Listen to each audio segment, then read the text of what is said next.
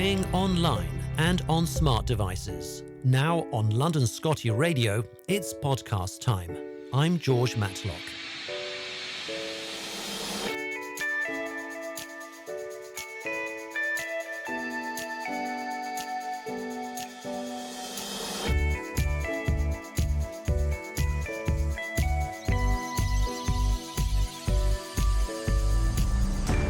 Well, welcome. This is London Scottie Radio. I'm George Matlock with you for another edition of Scottie MOT, the wellbeing and healthcare show about Scottish Terriers. As ever, delivered by London Scottie Club. Well, we have a very special guest today on the programme, and we're very much delighted that we can speak to Catriona Hudson. Can you hear us all right, Catriona? I can, yeah. It's nice to speak to you. Well, thank you very much for joining us on the show. Now, a few people might already know your name, and they will certainly know why you're on the programme today, but we'll get to all of that in just a moment. I want to start with, though, you are an owner of Scottish Terriers, and I know that something rather big happened earlier this summer. You kind of hit the headline, so to speak, but for all the wrong reasons. Do you want to tell us what happened? Yeah, it's a bit of a tale of woe, really. So my husband and I were away for the weekend, and we're not quite sure what happened, but we think maybe a delivery driver or somebody came to the house. The children were looking after the dogs for us. We've got 2 Scottish Terriers, and the gate wasn't shut. So both Scottish Terriers got out, and we received a phone call whilst we were in Ireland to say that they would both escape. So you can imagine we were pretty frantic and unable to do anything because we weren't even in the vicinity. The older Scottie, the girl, she came home. Mm-hmm. The younger boy, Bowie, did not. And right. He still isn't home. And he still isn't home. Now, this all happened in August, was it? It was July. It was the 14th of July. 14th of July, right. Well, people will remember that's Bastille Day in France. So, indeed. And you were in Ireland, and of course you live in the UK, right? So you were absolutely out of the area at the time. And presumably you cut short your stay in Ireland and came back to the UK. Yeah, so it was pretty awful, really. We were just away for a weekend, just a rare weekend treat away. And of course, the whole thing was a disaster because the first night was when we found out that the dogs had gone. Yeah. We just frantically tried to get flights back home, but we couldn't get back until the Monday. So really, the search didn't happen in to any great extent, or didn't really prevail until I got home on the Monday. I see. And were your neighbours informed of this? Were you able to reach out to some people to start the search in earnest? Yeah, sure. I mean, the kids did a sterling job as best that they could.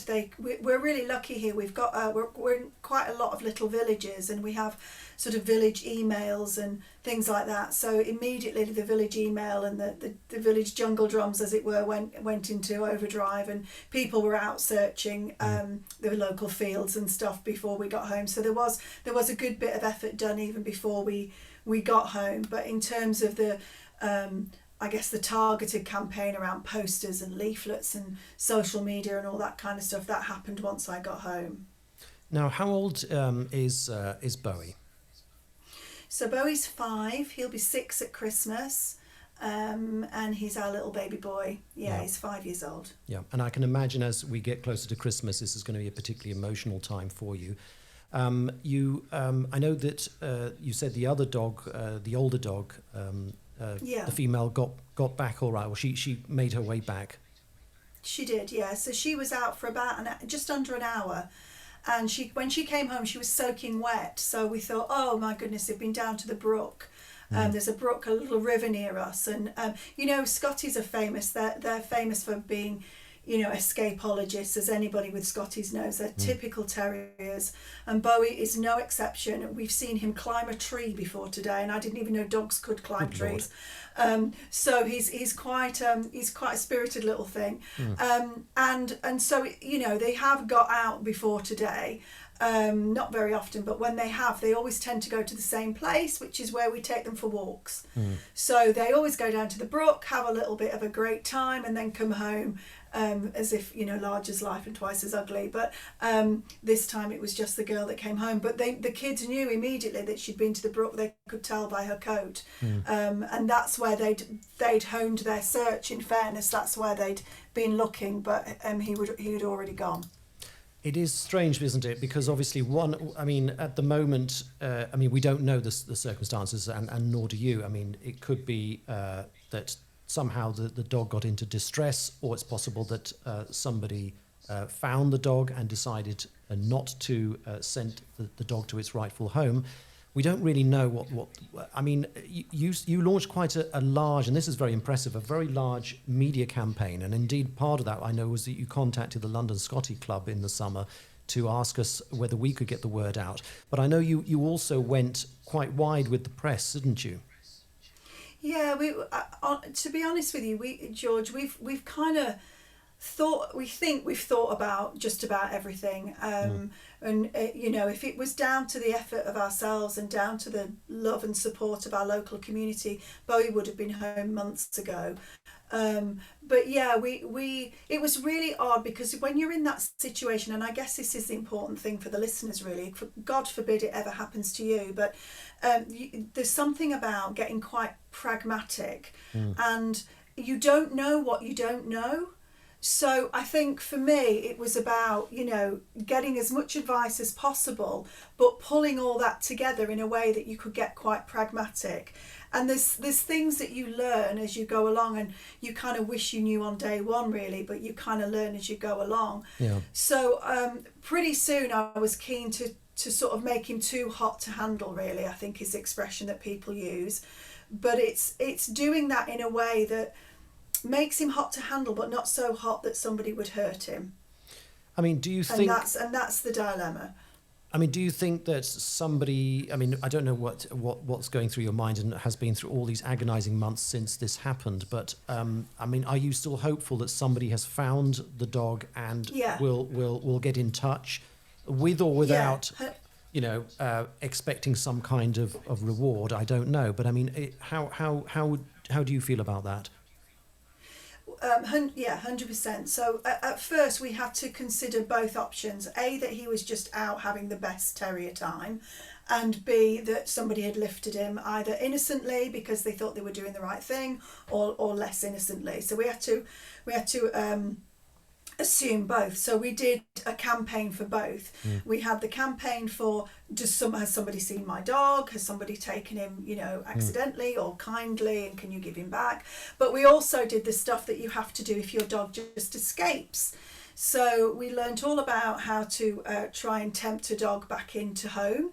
So from things like putting dog beds and dog blankets on the washing line so that the scent kind of goes into the air, from buying the cheapest sausages and putting them on a barbecue so that you send the scent out during the evening. We had night vision cameras, we had all kinds of stuff. So we did all the things around searching for a dog that was just out and loose. We got some people who had drones. We had drones brought out so we could look at the area, but we're in a really rural area, so the drones had to go far and wide. So we were doing all of that at the same time that we were doing a campaign assuming that somebody had taken him in or stolen him, and that was kind of the posters, the leaflets, the local press and the local BBC radio. Right, okay. Well, that's great that you got radio involved as well. And tell us, if you would, with the drones and all the searches that people have attempted in your local area, what sort of a territory size do you think you've covered in terms of searching?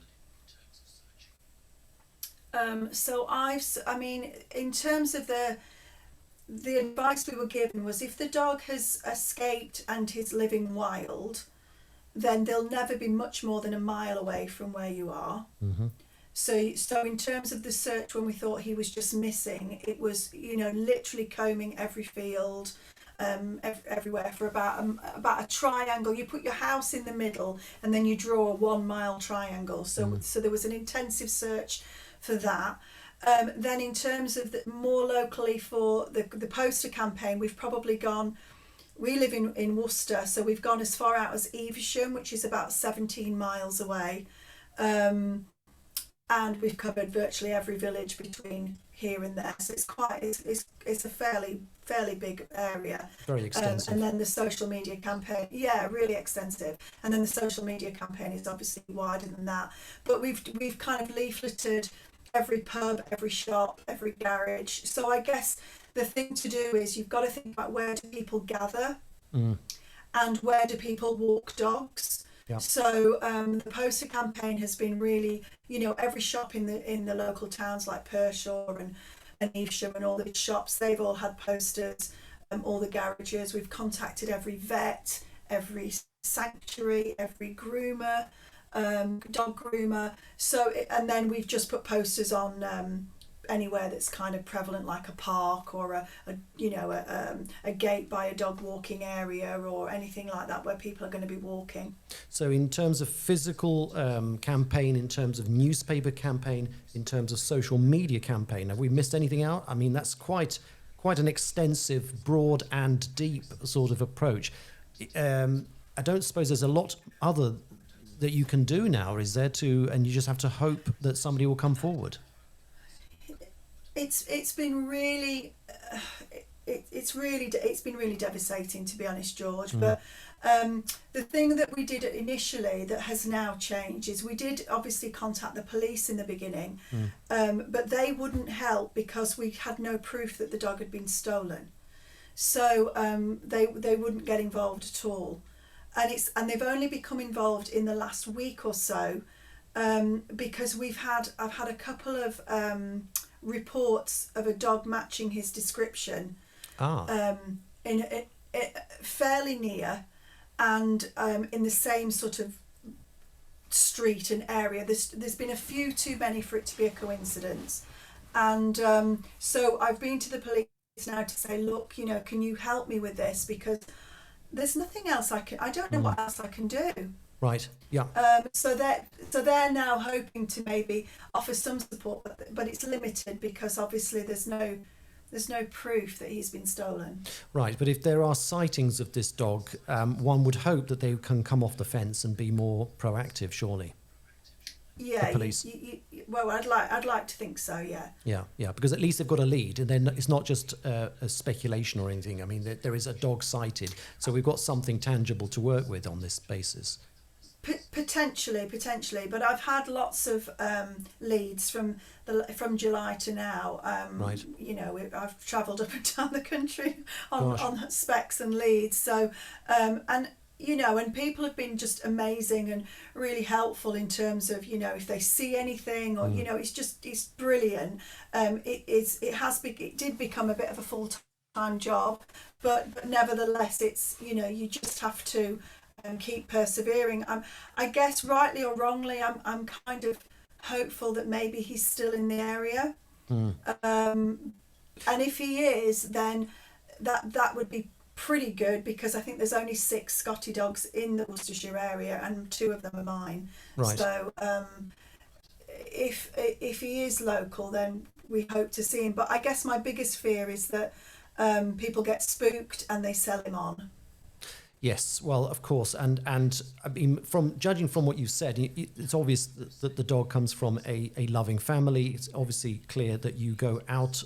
I say you've done a lot more than probably the average owner would. That's not to say that other owners don't care or wouldn't do it, but you've really thought outside of the box, and you've obviously tried pretty much everything that you can think of to try and keep Bowie's visibility, so to speak, on the radar for people.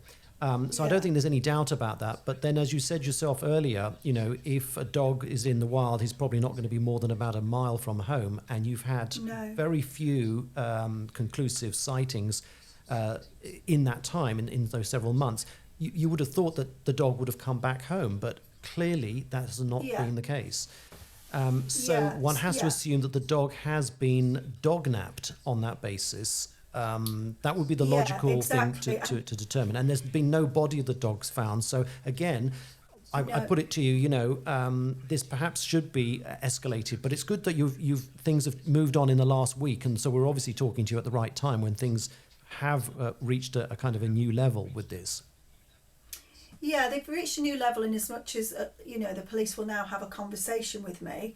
But it's pretty much down to myself, my family, and people like you guys who are just being so brilliant and proactive for us, really. And I guess that's been the hardest part of it, really. It does feel a bit of a lonely escapade, really. A lonely journey. And it's down to. It is, and it's down to you're relying on the kindness and generosity of strangers. And I guess what this has taught me is that 99% of human beings are absolutely beautiful. They're really kind, and they will try and do whatever they can to help you. And so even though this has been and continues to be just horrific, and I can't. I wake up thinking about him. I go to bed thinking about him. His Scottie mum has turned into a different dog since he's gone. It's been just really, really awful.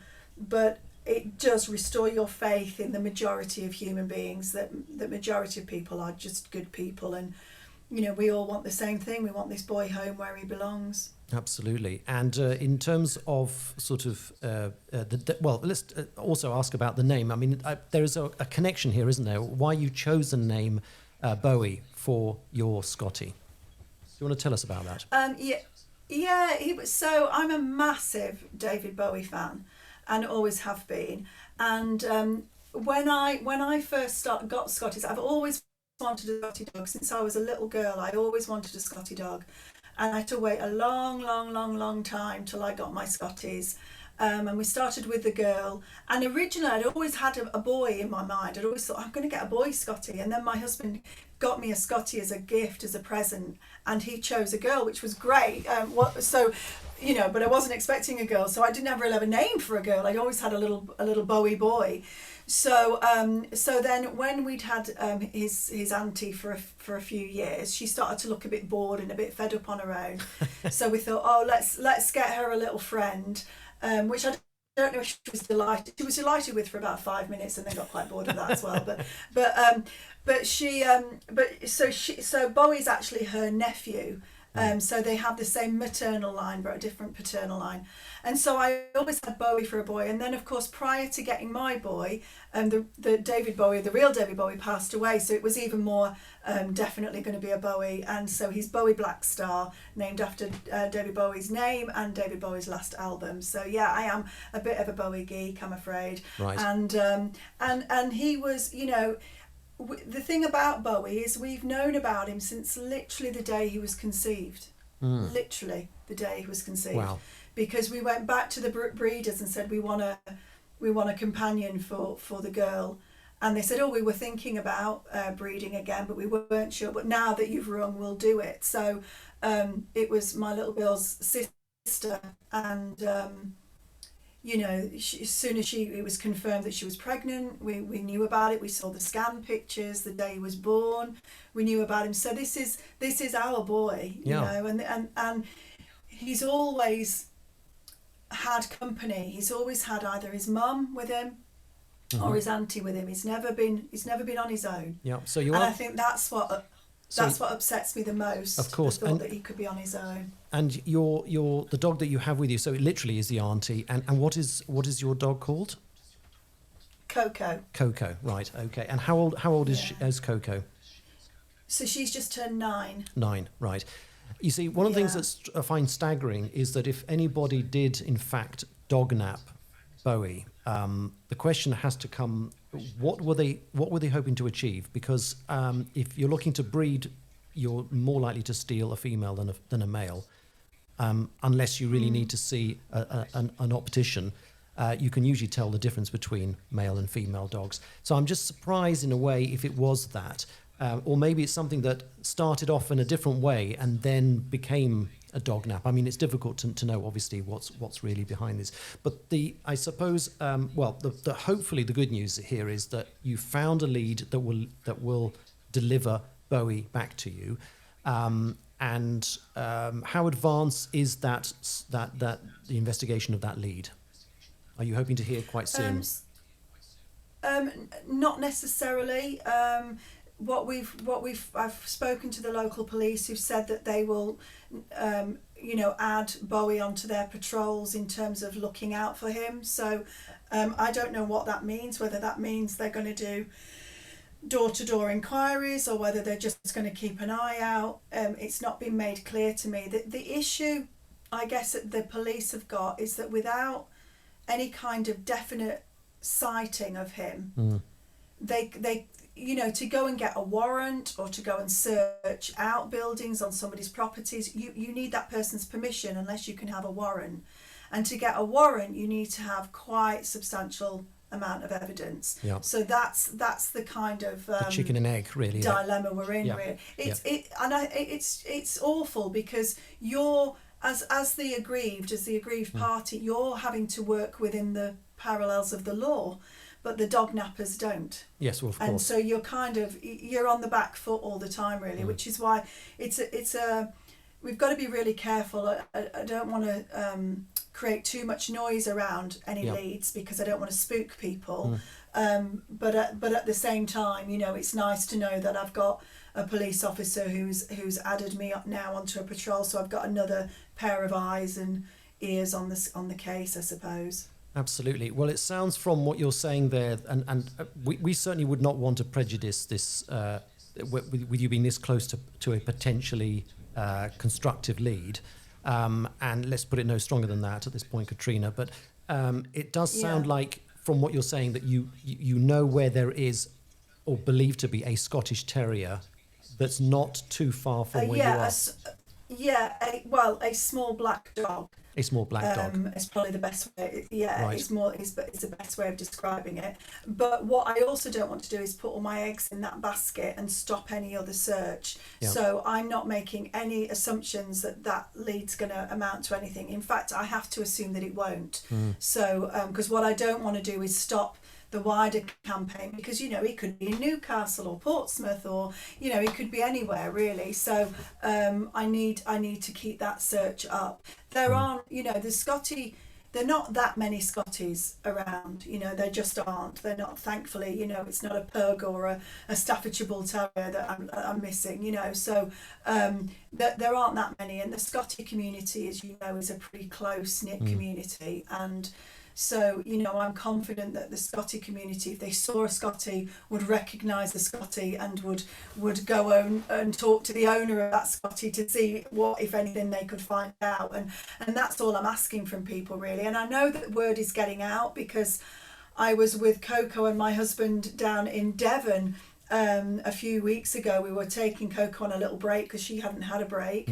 And we were on a beach somewhere in the middle of Devon, and a Scottie owner came over with their Scottie dog and started chatting to us and started to tell me about this poor woman in Worcester who'd lost her Scottish Terrier, and I was like, yeah, that's me. So the word is definitely getting out. If I can go on holiday to Devon and somebody stops me on a beach, then the word's certainly getting out, which is all we can ask for, really, is just to ask people to keep searching and just keep him at the forefront of your mind, that there is a beautiful little black Scottie dog. He's quite small, he's quite stocky, he's a beautifully bred Scottie. So if you know your Scottie dogs, as you guys will, when you see him, you will go, oh, that's a particularly good one. He is.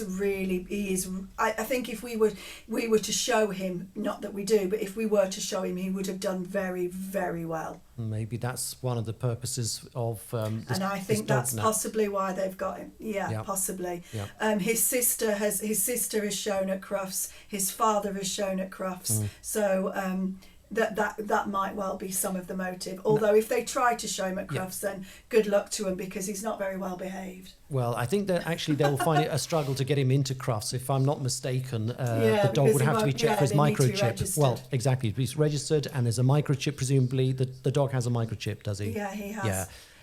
He does have a microchip, but I don't want to upset your listeners, but even though the dog does have a microchip, what I have been warned is that in unscrupulous hands, they do remove them. Well, if they do, then they will still need a microchip. and any vet would Yeah. be able to see that this dog has been, shall A we scar. say, a scar has been in some way Yeah. has been violated. I think it's the right word to use here. Yeah. Some very American Yeah. term, of course. Yeah. So I think that they won't get very far with in terms of just rewards on that side. But in terms of where it leaves you, so you have a lead, and obviously we don't want you to say where that lead is, but presumably from what No. you're saying, it isn't very close to you. It's in another part of the country, is it? Yeah. Yeah. Okay. Well, I hope that there are, wherever this is, that Scottie owners will, or those who appreciate Scotties will knock on a few doors locally and ask if they've seen a dog that they've never seen before suddenly in the area in the last few months, that they will take an interest in what is, as you said, a 5-year-old Scottie. How much, to your knowledge, does Bowie weigh? How heavy is he? Oh, I wouldn't have a clue. I mean, he's pretty stocky, so he's small but heavy, I guess. Right. I think the thing to note about him that might be of interest and is kind of helps the clues really, is when he went missing in July. If you recall, it was a particularly hot summer. And just prior to him going missing, I took him to the dog groomers. Now, the thing about Bowie is he's an absolute darling. He's such a sweet little boy to everybody except a groomer or a vet. He doesn't like those at all. So when we took him to the groomers, he's kind of well known for just having a completely different personality. And he was a typical terrier, so he's got a bit of a tuggy coat. He's in and out of everything. You know, he's always up to no good. And so I said to my groomer, look, it's really, really hot. I think we're in for a hot summer. So just take the coat off completely. So he looked a bit strange, bless him, but he didn't have any skirt. He didn't have any beard. He just had a bit of a fringe, and he had a complete buzz cut. So to the untrained eye at that time, he would have just looked like a black terrier. Scottie owners might have gone, oh God, someone's given him a blooming drastic cut, but he would have probably looked like just a terrier. By now, his coat should be coming back in, so I suspect he will have his beard and a bit of a skirt now. And he's quite, well, you'll know Scotties, you know, when you groom them for about 30 seconds, they look amazing. And then they all go a bit rat-taily again. And he kind of looks like, his fringe looks like it's been through the crimpers. You know, it's quite crimpy. Now, finally, and we've certainly taken a lot more of your time than we thought we would, but it's been fascinating to hear your story about Bowie. Can you just tell us finally, if people want to get in touch with you, how can they reach you? If they have any leads or have any information that could lead to the successful return of your dog? Sure, there's he has his own Facebook page. So it's called Bring Our Boy Home. Is his Facebook page, so you can go on there. I think you guys are going to send out some information as well in terms of his missing poster. But there is a mobile number. I don't know whether it's okay to share my mobile number we'll on publish here, but that. I'd be quite happy to take. We will publish that in the website if that's okay. That's more appropriate. Of course. Yeah. Okay, super. But we'll certainly do that, and we look forward, obviously, to receiving the campaign poster, so we can include that with this podcast. And any listeners with any leads on this should definitely get in touch with you, Catriona. Right. So, but it's very encouraging to hear that the 100%. police are now sort of picking up a bit of speed on this, and let's hope that the latest developments in the last week or so are a game changer in all of this. So we very much hope for the best there. Yeah, thank you. And just to say as well to your listeners, please do get your dogs microchipped. And I believe you can also have trackers as well now, so consider doing that too. Fantastic. Well, thank you very much for speaking to us. For listening to London Scottie Radio. Right. This and all our podcasts are available online at londonscottie.club. If you liked it, be sure to subscribe to us from your favourite podcast player app. Also visit us on YouTube for fun videos. And if you have a Scottish Terrier in London or nearby, be sure to join us.